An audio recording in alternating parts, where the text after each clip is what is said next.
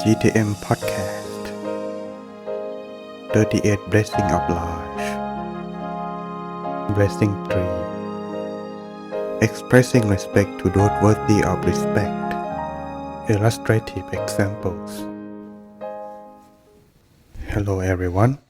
So far we had covered most of the blessing tree. And today, to understand deeper, we're gonna show you about illustrative example story that go along with this blessing tree. In order to illustrate the results of paying respect to those worthy of respect, here there are 5 examples, the second of which an example of homage through gift. First is the metaphor of small sapling with supporting stake.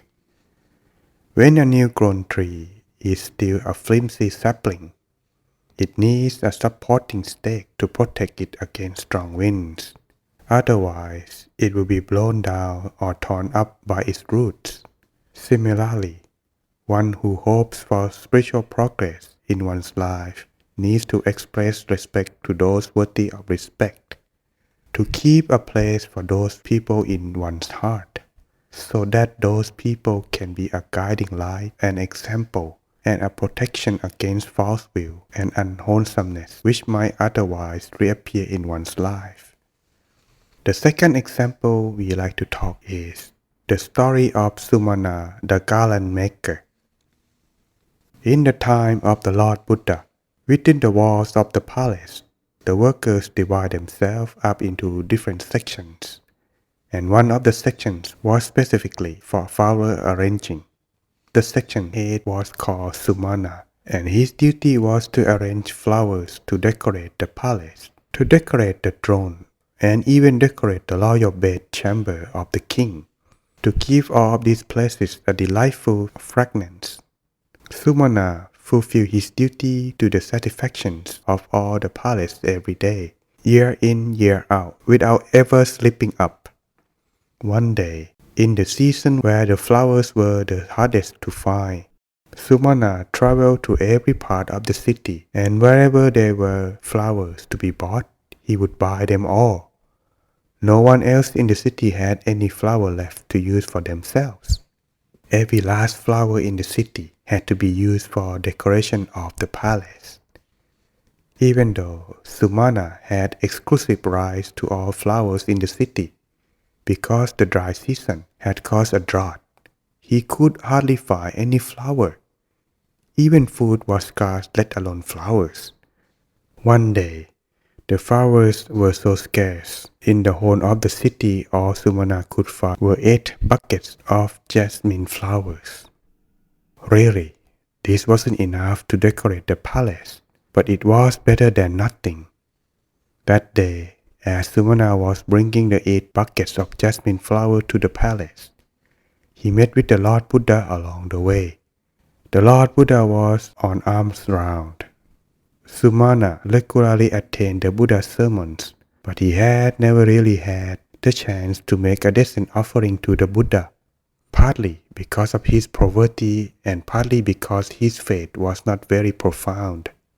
That day, as Sumana saw the Lord Buddha, he felt that the Buddha looked particularly resplendent and worthy of faith.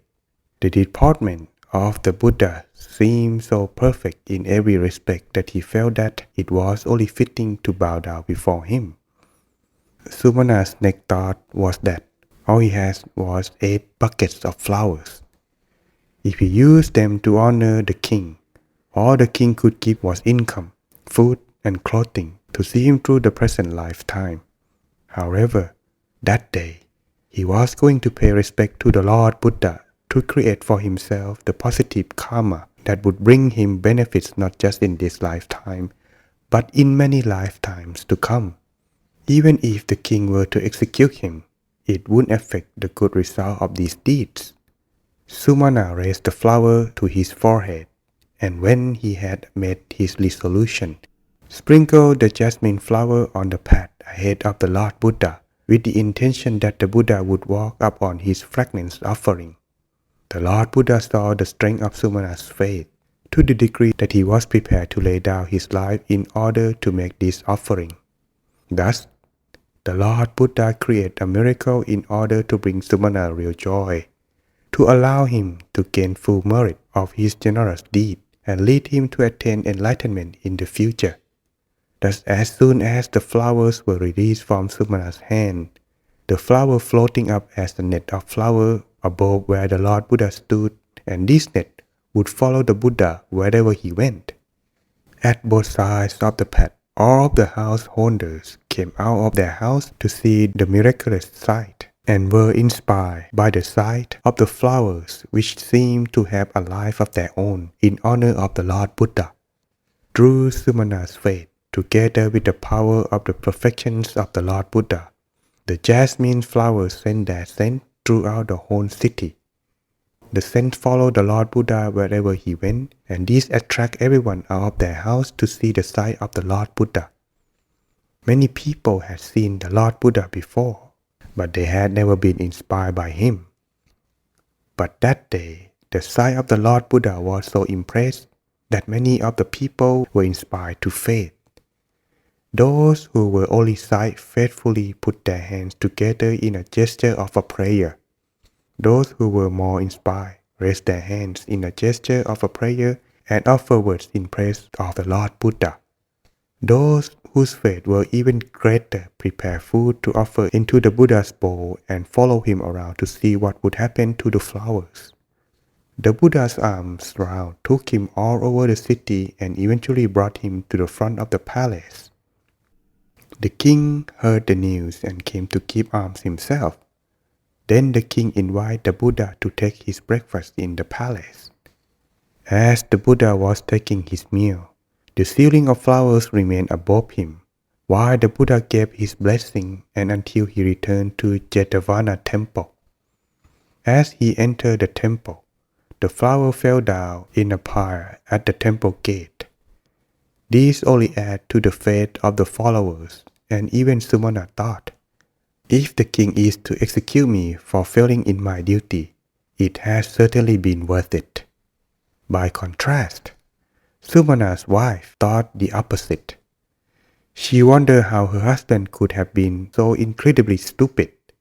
If he had given the flowers to the king, at least he would have got money in return.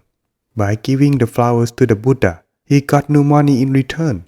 All he got was faith, and how was that going to feed his hungry children? If the king were dissatisfied about not getting his flowers and decided to execute Sumana and decided to execute his wife and children too, they all would suffer because of his stupidity. And if the king seized Sumana's belongings, he would just take Sumana's possession. He would take the possession of everybody in the household. She didn't want that to happen. The wife went straight to the king and disowned all responsibility for her husband's actions. She demanded divorce from her husband there and then, swore before the king that if her husband was to suffer from his action, let him suffer alone. The king asked her if she was sure of what she was doing. The wife asserted that she was quite sure of her actions. Instead of being angry with Sumana, the king felt intrigued and inspired the flower man's example and decided to give Sumana a prize for his virtues. In the end, Sumana received the prize alone because his former wife has already disowned him. When the story reached the ears of the Lord Buddha, the Venerable Ananda, his brother and attendants, asked the Lord Buddha about the fruits of Sumana's faith on that occasion. The Lord Buddha taught that with a strength of faith that someone is prepared to lay down his life such as that of Sumana, faith is very deeply rooted in someone's mind, making the mind of Sumana very radiant, and that for at least 100,000 eons. However many rebirths Sumana took, he would be born in only the human and heaven realms. He would never be born in neither realms of hell, animals, hungry ghosts. After the appropriate length of time, Sumana would become enlightened as a silent Buddha. Thus, from the power of faith in the Buddha, the resulting brightness and clarity of mind will stay with one throughout the course of many lifetimes. One's discretion will be impeccable And because one judgment is sound, one will be a wise one in every lifetime. This is the fruit of paying respect to those worthy of respect. Radiance of mind, which is ultimately will lead to the right view in every lifetime. We had learned the story that can help us clarify the importance of paying respect toward the person who is worthy of our respect. We will continue the conclusions of this blessing tree in the next episode. Stay tuned and see you again in the next podcast.